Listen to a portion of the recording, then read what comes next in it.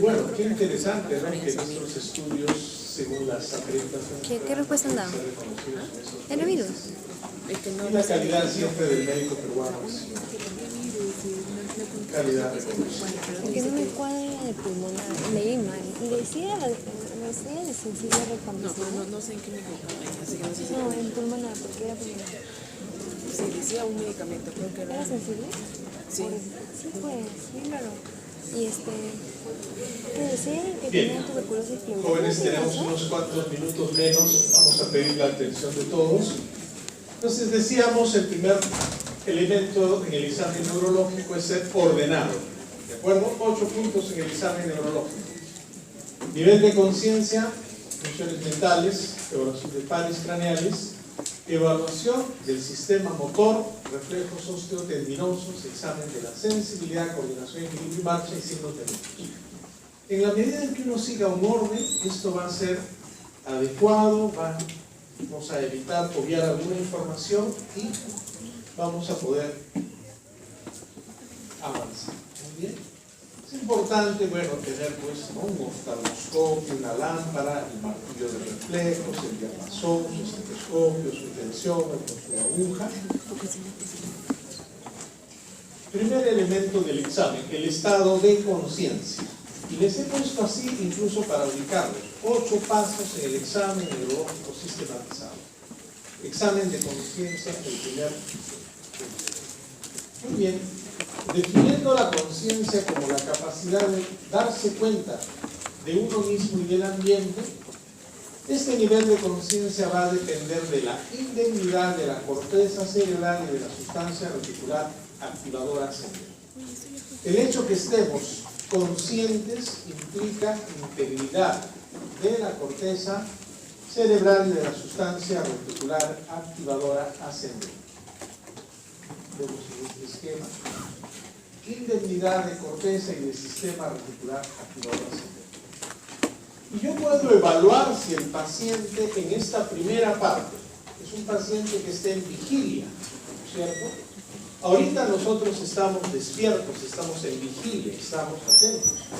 O el paciente puede estar obnubilado, en sopor o en coma. Yo tengo en esta primera parte, el paciente está despierto, el paciente no está despierto, tiene somnolencia, tiene obnubilación, tiene sopor o está en coma, donde ya no hay una respuesta ni al estímulo verbal ni al estímulo físico. Entonces yo tengo que saber, si el paciente está en vigilia, indemnidad del sistema reticular activador ascendente de la corteza cerebral, o si el paciente está obnubilado, en sopor o en coma. O si el paciente puede estar despierto, pero el contenido del pensamiento puede estar alterado. El paciente en el estado confusional se encuentra despierto y en ocasiones con leve somnolencia, pero es característica la fluctuación en el curso del día. El paciente puede evidenciar alteraciones de la orientación, no sabe dónde está, puede alterarse el ciclo del sueño-vigilia, puede estar medio somnoliento en el día y en la noche puede estar despierto, desorganización del pensamiento, trastornos de la percepción visual, puede presentar ilusiones o alucinaciones. Y desde el punto de vista de la actividad psicomotora, el paciente puede estar hipoactivo o con hiperactividad o agitación psicomotora, lo que le llaman el delirio. La primera parte del examen neurológico es sencilla, saber si el paciente está despierto en vigilia o si está obnubilado, está en sopor o está en estado de coma. Y también definir si tiene o no tiene un síndrome confusional. En el síndrome confusional el paciente puede estar despierto, pero, como su nombre lo dice, no sabe dónde está. Su curso del pensamiento puede estar alterado. Y desde el punto de vista de la actividad puede estar hipoactivo o puede estar en agitación psicomotriz. El paciente quiere salirse de la cama, no permite que usted lo examine, está un poco agresivo, ¿no?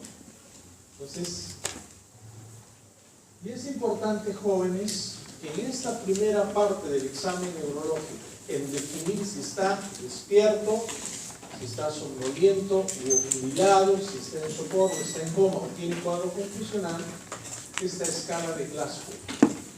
Es muy común ya, cuando se refiere a la conciencia, hablar de un Glasgow 15. El paciente, ¿cómo está? Primera parte, está despierto, está en vigilia, tiene Glasgow 15. Ya uno tiene una idea que es un paciente que está en buen estado de conciencia.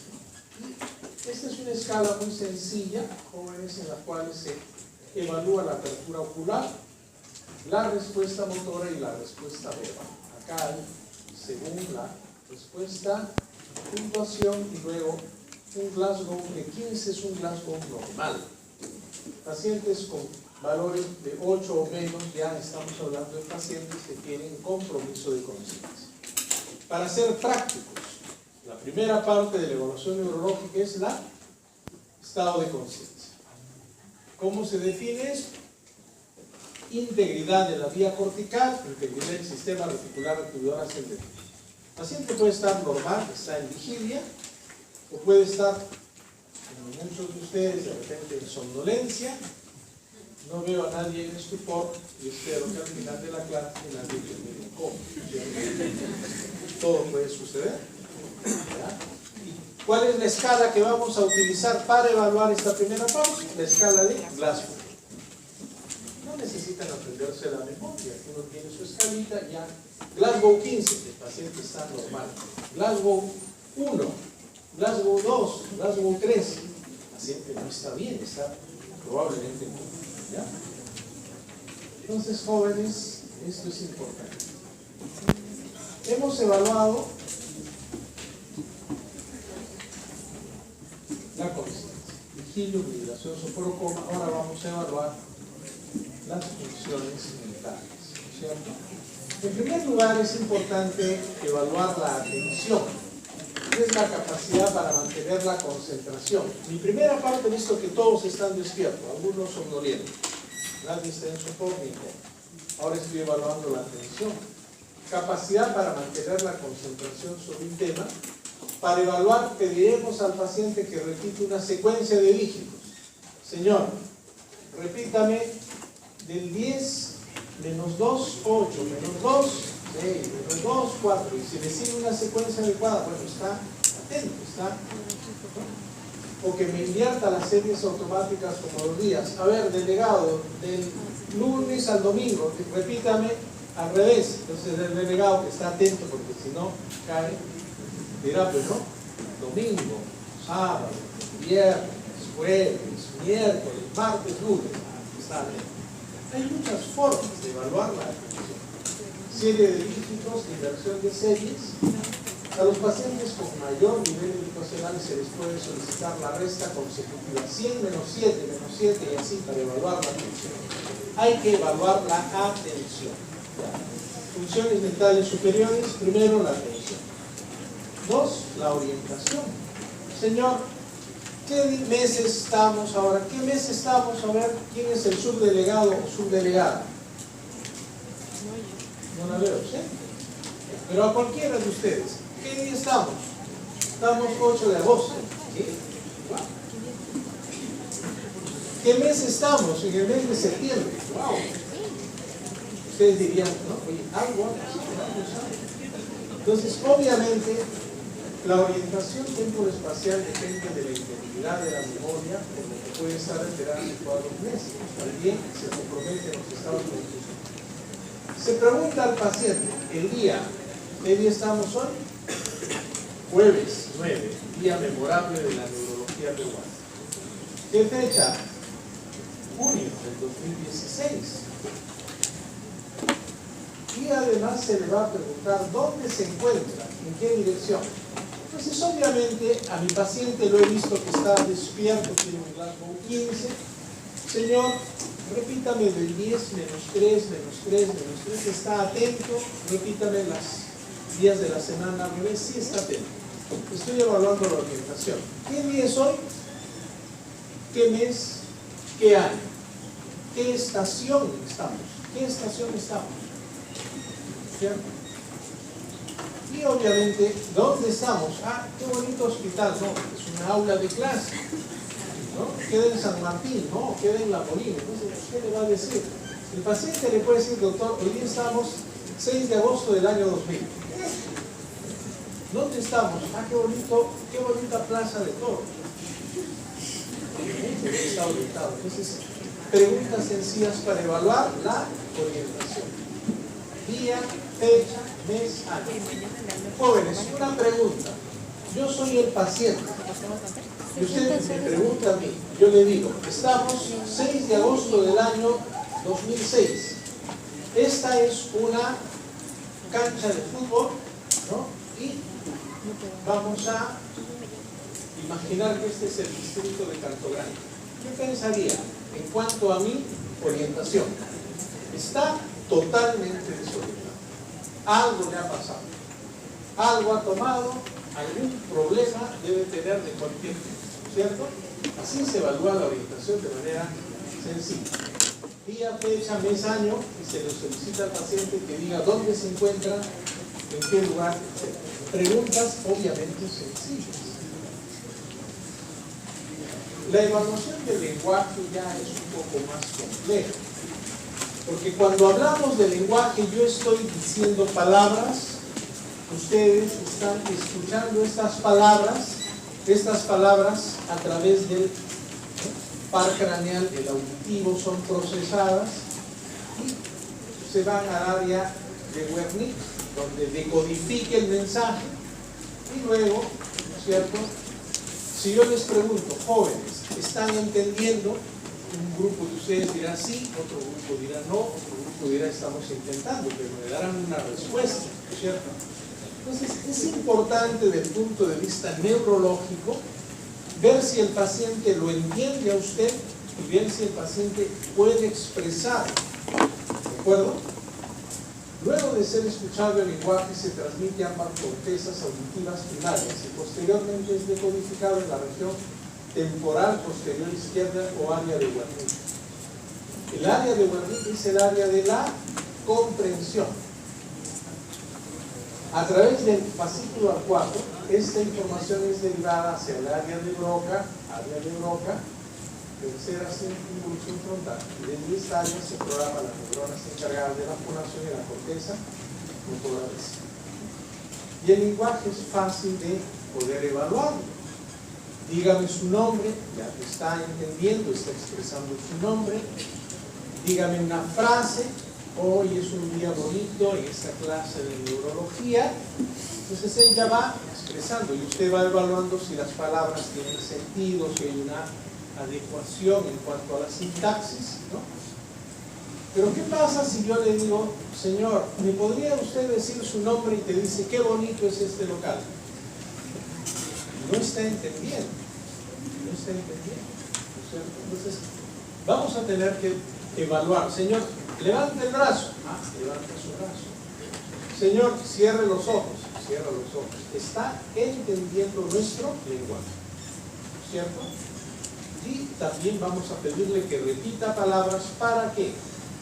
En la comprensión estamos evaluando el área de Wernicke y en la expresión el área de Broca. Estos dos conceptos son importantes que ustedes vayan fijando. ¿Ya?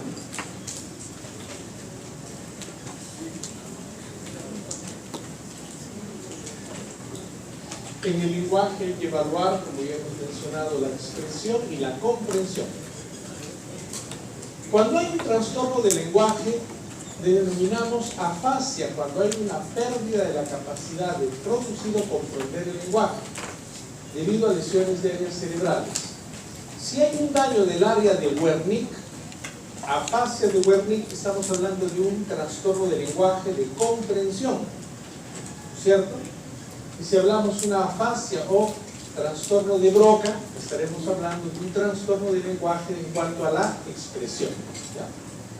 Recuerden, la afasia y la disartria es también un trastorno de lenguaje, pero en la cual hay una alteración del habla, producida por trastornos motores que producen alteración de la articulación de las palabras. El paciente tiene un habla gangosa, tiene un habla en la cual muchas veces es difícil la comprensión. Entonces podemos tener afasia o disartria.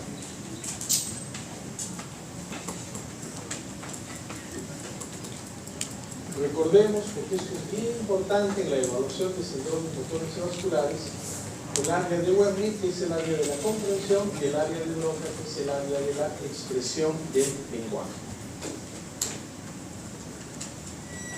Y cuando evaluamos síndromes afásicos, ¿no es cierto?, en la afasia de Wernicke hay alteración de la comprensión. Y en la fase de Broca hay una alteración en la expresión del lenguaje.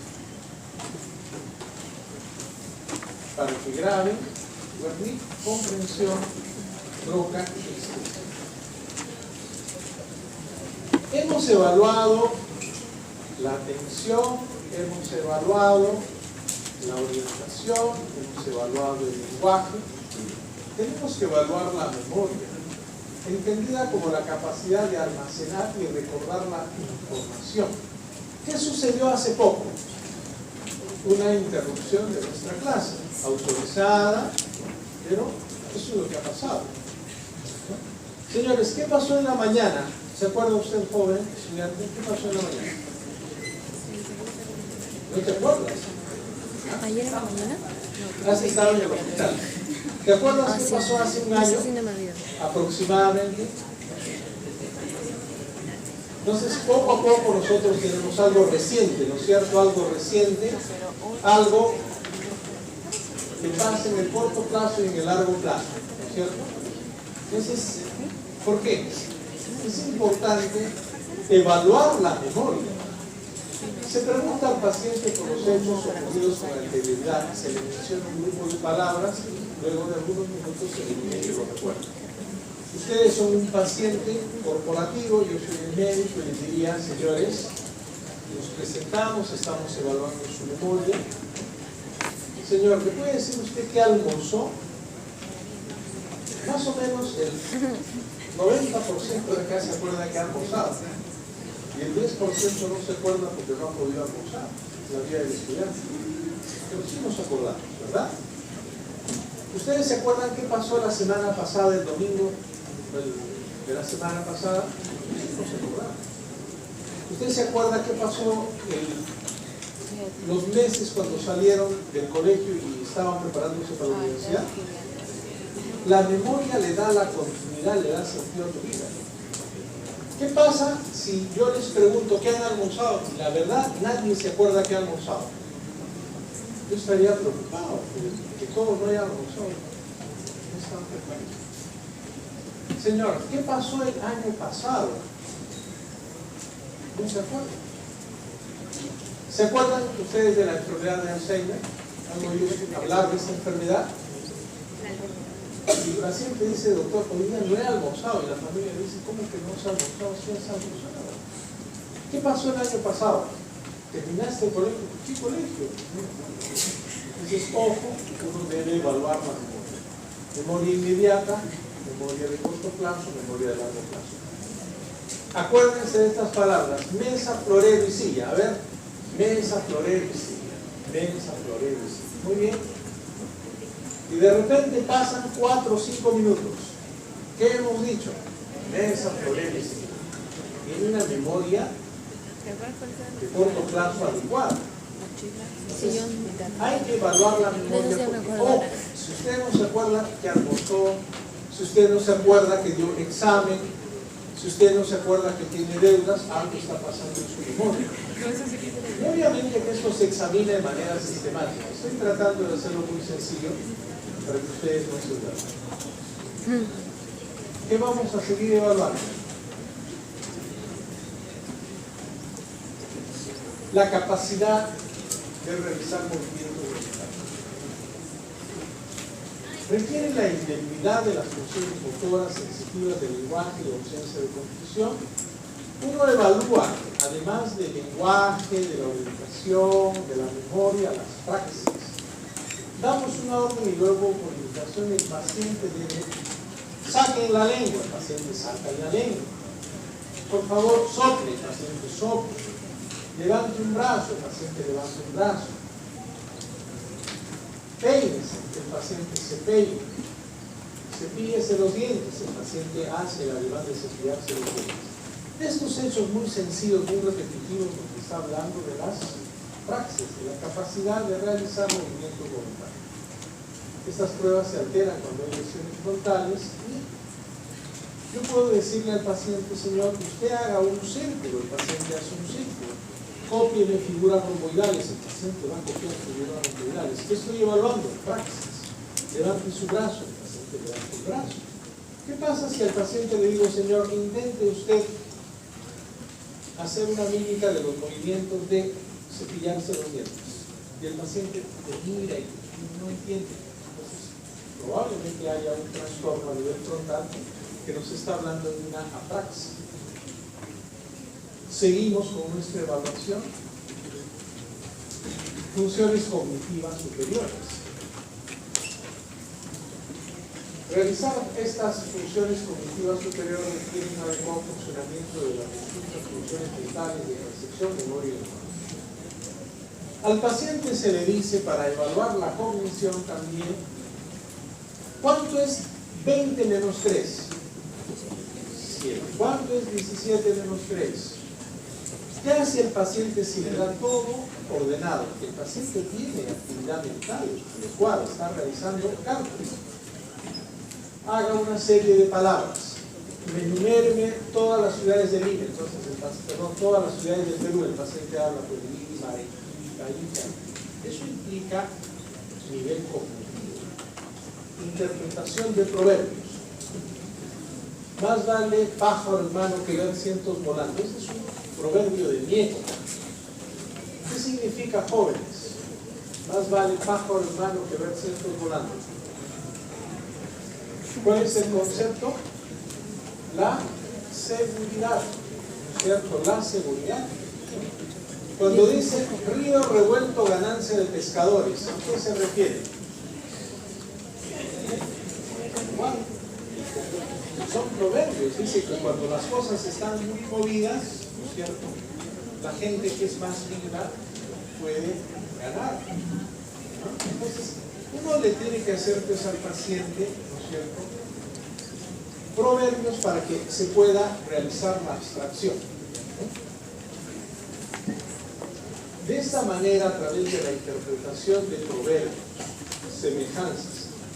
Yo me acuerdo mucho que evaluando la función cognitiva superior de un paciente me dijo, señora, ¿qué es rojo y verde? ¿Qué es rojo y verde, jóvenes? No tengan miedo, ¿no? Esto no es una evaluación. ¿Qué es rojo y verde? Colores. El paciente me dijo, rojo y verde, semáforo. ¿Qué es perro y gato? Me dijo, son enemigos. Entonces se dan cuenta ustedes, animales, mascotas, ¿qué es carro y ferrocarril? Medio de transporte.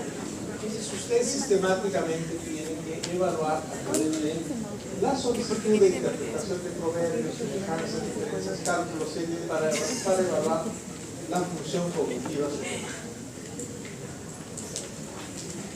Así como para la orientación tenemos el Glasgow, para la parte de las funciones mentales superiores hay una prueba que es muy práctica, es muy sencilla y que nos da una sistemática.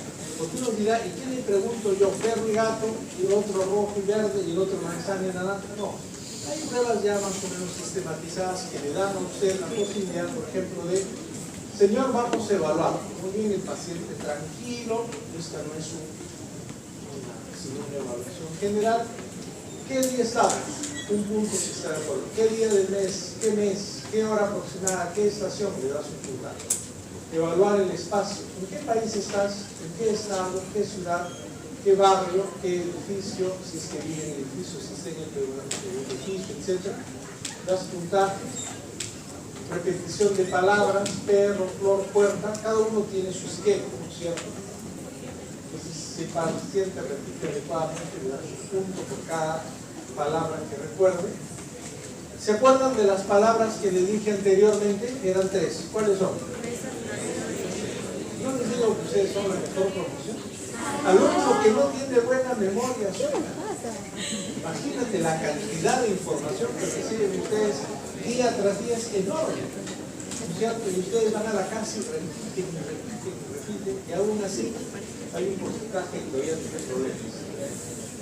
Seguimos, atención y cálculo, resten de 7 en 7, iniciar en 100.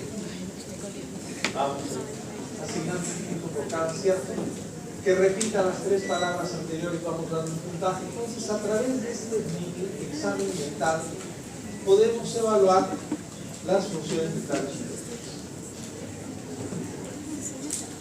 Para evaluar el lenguaje, le mostramos 2 objetos. ¿Qué es esto? Un brazo, no, un reloj, ¿no es cierto? Jóvenes, ¿qué es esto? ¿Qué es esto? Yo le digo la inteligencia. Obviamente, cuando el paciente, ¿qué es esto? Un palito, ¿no? Pues estamos buscando normalidad versus normalidad. Ustedes, jóvenes, hagan de sus pacientes. Se muestran una pluma y un reloj u otro objeto común. Si repite los nombres 1 o 2 puntos, repita la frase, no, ni sí, ni no, ni pedos. Uno puede tener otra frase. 3 tristes tigres comieron tigres investigados. El paciente repite. Ejecuta una orden, le das un papel y dice, señor, tome este papel, doble, entonces y póngalo en el piso.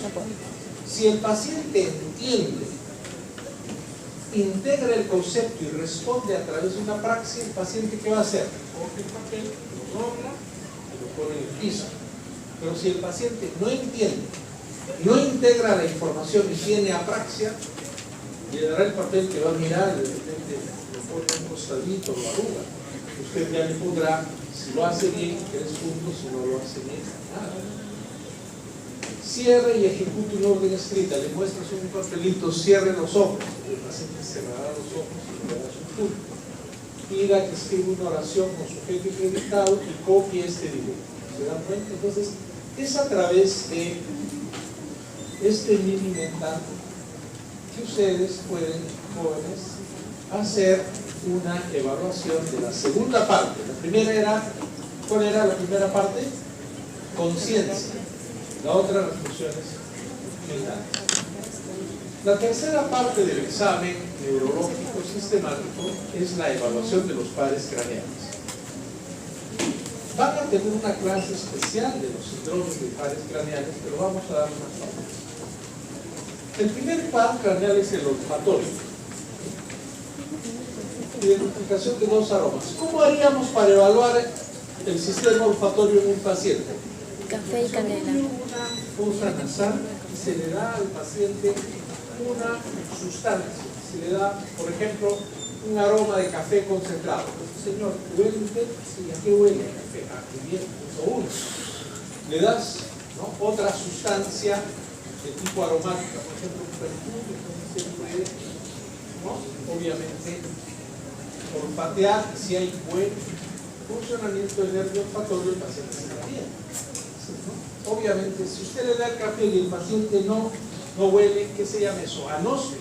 Y la anosmia es por lesión del nervio olfatorio. ¿Cómo evaluaremos el nervio óptico? A través de la agudeza visual, ¿no es cierto? Creo que todos en algún momento hemos pasado una evaluación de agudeza visual. Es así que muchos de nosotros tenemos correctores de refracción. ¿No? Muchos pacientes, señor, usted ve las letras, ve el periódico, lo puedes acercar a unos 30 centímetros, si veo o no veo. La campimetría, evaluación de los campos visuales, ¿no? La visión cromática. Hay mucha gente en Lima que tiene alteración de la visión cromática, se pasa la luz roja como si nada. El daltonismo, ¿se acuerdan ustedes? Entonces, se evalúa la agudeza visual, la campimetría, la visión cromática, y se le tiene que hacer un examen de fondo de ojo. Ustedes han hecho examen de fondo de ojo, traten de hacerlo, porque hay que ver la papila, ¿no es cierto? Porque muchas veces, cuando hay daño del nervio óptico, en el fondo de ojo puede haber una atrofia de papila. Los pares craneales 3, 4 y 6 se evalúan casi en conjunto, porque son los oculomotores. El tercero, el oculomotor, el 4, el abducens, el 6, el troqueal, que van a ser los responsables de los movimientos de los globos oculares. Paralelismo ocular. Cuando la vista no está centrada, si no hay una desviación, ¿cómo se llama? estrabismo, ¿cierto? Hay que evaluar los movimientos oculares en 6 posiciones, la apertura palpebral, evaluar las pupilas, su diámetro, la simetría y el reflejo fotomotor. Entonces, vamos adelantando, vamos a tener una clase especial en ello, no vamos a asistir. El quinto par craneal, ¿cierto? El quinto par craneal o el trigémino nos va a dar la sensibilidad facial y corneal y es responsable de la actividad motora del músculo temporal macetero y del pseudóide, realidad, tono, fuerza y fuerza. ¿Han oído hablar de la neuralgia del trigémino, este dolor tan intenso que se da en una parte media, o sea, superior, media o inferior de la nuca? Entonces usted, si tenemos un paciente y vamos a evaluar el quinto par craneal, habrá que evaluar la sensibilidad y la motricidad de la cara. El nervio facial nos da la simetría en la expresión facial. ¿Han visto alguna vez un paciente con parálisis facial? Pierde simetría, ¿no? Baja la comisura, puede tener cianorrea, pérdida de saliva por la comisura porque no hay tono. Entonces, el séptimo par craneal facial se evalúa la simetría de la expresión facial, la sensibilidad gustatoria. Da la sensibilidad a los 2/3 anteriores de la lengua. ¿Cómo se evalúa la sensibilidad gustatoria? Dándole pequeñas cantidades de una sustancia dulce, salada o amarga. Se evalúa la lacrimación, el reflejo corneal, ¿cierto? El octavo par craneal o estereoacústico, donde vamos a evaluar la audición. ¿Cómo se evalúa la audición? Si yo hablo en un tono de voz normal, el paciente a una distancia adecuada debe escuchar. Es muy común la hipoacusia en los adultos mayores. Señor, siéntese. ¿Qué? Señor, siéntese. Señor, siéntese. Ya te das cuenta que hay hipoacusia, ¿cierto? Pero ¿qué pasa a cualquiera de nosotros? Ustedes tienen licencia de conducir, probablemente la mayoría. ¿No les han evaluado la audición? ¿No? Ponen al costado si escuchas o no un crujir de las uñas, o te susurran al oído, pero es importante, ¿no es cierto?, evaluar la audición. ¿Qué pasaría, jóvenes, si de repente le ponen al costado los dedos y hacen un clic de las uñas y yo no lo escucho? Puedo escuchar en el lado derecho, puedo escuchar en el izquierdo. Normalmente se debe escuchar en los dos oídos o en un solo oído. En los dos oídos. Normalmente. Si hay hipoacusia en uno, habrá que ver qué está pasando. Es una lesión del conducto externo, es una lesión del nervio. Se evalúan los tonos agudos y graves en la audiometría. ¿Y sabían que este par craneal tiene una función coclear de la audición, pero también vestibular? Pruebas de función vestibular, el listato, la aparición del listato. Entonces, hay una serie de pruebas que podemos hacer para evaluar el listato acústico, evaluar la audición. En audiometría se evalúan los tonos graves y agudos. Se pueden hacer pruebas de función vestibular y evaluar la presencia del listato. En estos nervios, en el noveno par craneal o glossofaríngeo, se evalúa la simetría del velo de paladar, la úvula y los pilares, la sensibilidad faríngea. ¿Han examinado ustedes faringe? ¿Han examinado? ¿O sus pacientes han examinado con la paletita? ¿No los han evaluado o no? ¿O es pura teoría? Señores, cuando uno evalúa, el paciente abre su garganta y tienes una úvula que debe estar central, ¿cierto? Y cuando tú dices ¡ah!, la úvula comienza a vibrar un poquito, pero está central. Los pilares también están centrales, ¿cierto? ¿Y qué pasa cuando usted le pone un poquito más la paleta al paciente? Tiene náuseas.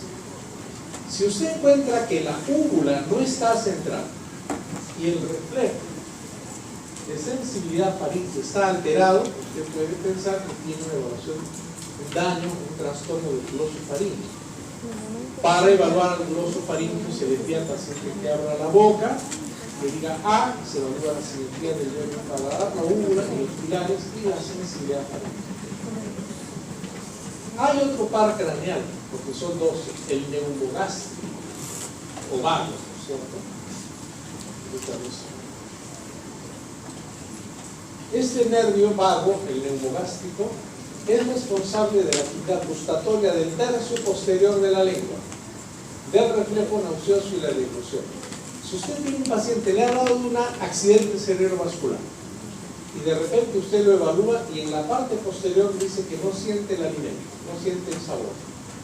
El reflejo nauseoso, usted le pone la paleta, le toca la faringe, no hay reflejo nauseoso, está alterado, está abolido. Si tiene trastorno de deglución, usted puede decir que el par craneal del neumogástrico puede estar alterado. El nervio espinal accesorio, el onceavo par craneal, es el responsable de los movimientos laterales del cuello y del músculo externo cleidomastoideo del trapecio. Usted le pide al paciente que levante los hombros y está evaluando a través también de movimientos laterales del cuello el onceavo par craneal. Y el hipogloso, ¿cómo evaluamos el doceavo par craneal o hipogloso? El paciente saque la lengua. Si saca la lengua para la derecha, hay trastorno. La lengua tiene que estar central, no debe tener movimientos fasciculatorios. Ustedes examínense en casa la lengua y la lengua tiene que tener, digamos, centralidad, no debe tener fasciculaciones y el tono y el trofismo deben ser adecuados. Hay pacientes que tienen la lengua lateralizada y tienen fasciculaciones. Inmediatamente usted va a evaluar si tiene trastorno del nervio hipogloso. Si no puede levantar los hombros y lateralizar el cuello, puede tener trastorno del onceavo par craneal.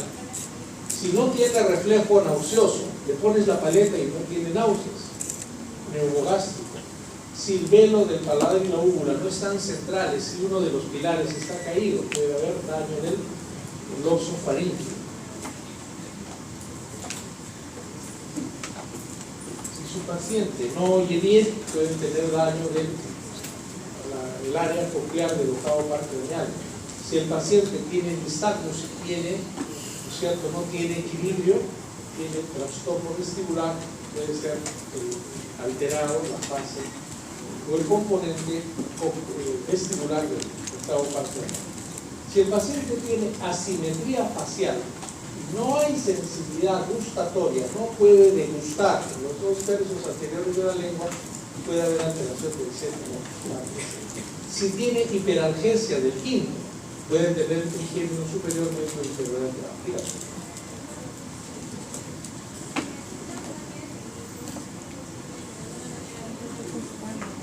Ya, si la persona tiene tinnitus, ¿qué es el tinnitus? Ese pitito intenso, puede tener alteración del octavo par craneal en la fase coclear, la parte coclear, claro. Para terminar este repasito de pares craneales, si los pacientes tienen estrabismo y no pueden realizar movimientos de los globos oculares, pueden tener trastorno de nivel pupilar, podríamos hablar de trastornos de los oculomotores. Si el paciente no tiene un campo visual amplio, sino un campo visual disminuido en cada ojo, no ve. Jóvenes, la medicina a veces es dramática, hay mucho adulto mayor que de repente tiene un glaucoma o tiene alguna enfermedad y tiene visión borrosa, no va a ver ni siquiera una prueba grosera como cuántos dedos de sacar, ¿no es cierto? Entonces, eso y en el olfatorio es fácil de evaluar. Y ojo, la anosmia es un fenómeno de alteración del par craneal olfatorio que nos puede revelar la posibilidad de una tumoración a nivel de sistema nervioso. Van a tener, como les digo, una clase especial. 4. El examen motor. Aquí entramos un poquito más ya en detalle. Ustedes cuando han realizado anatomía y neuroanatomía, y no me voy a complicar la vida, jóvenes, pero quiero que seamos muy claros en la parte motora. Este es un recuerdo. La primera neurona va desde la corteza y a nivel del bulbo va a decruzarse. ¿Qué significa decruzación? Se va a cruzar y va a bajar por la vía córtico-espinal lateral, ¿cierto?, hacia la lengua. Entonces, la primera neurona motora va desde la corteza, se decruza, cambia de sentido a nivel del bulbo baja por la vía córtico-espinal hacia la médula, ¿cierto? Y la segunda motoneurona que parte del asta anterior ya se va, forma el nervio periférico, va a la placa motora y al músculo. Jóvenes, un concepto que les voy a rogar que lo conozcan. La primera neurona motora se decursa en la área vulvar. Por eso, si a alguien le da un infarto cerebral en el lado derecho, ¿en qué brazo, en qué pierna se va a dar la hemiplegia o la hemiparesia? Ese es un concepto fundamental en neurología a nivel motor. La primera neurona se cruza de un lado hacia otro y del otro hacia viceversa. Hay una decruzación a nivel vulvar y va por la vía córtico-espinal. Ya en la médula, desde la asta anterior, se va hasta la placa motora y el músculo, la segunda neurona. ¿De acuerdo? Entonces, ese concepto es importante para entender que las lesiones supratentoriales, ¿cierto?, van a ser de tipo ¿qué? ¿La homolateral o contralateral? Contralateral. ¿Por qué? Por el fenómeno de que la primera neurona se va a decruzar, se va a cruzar al otro lado del organismo, en este caso, ¿no?, a nivel del bulbo. ¿De acuerdo?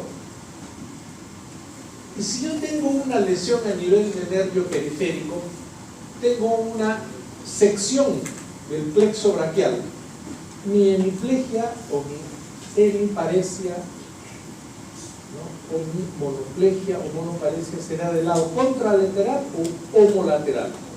Homolateral. ¿Por qué? Todo lo que es por encima del bulbo es contralateral y todo lo que es por debajo es homolateral. Eso es importante para la señora. Muy bien. El examen motor va a depender la motricidad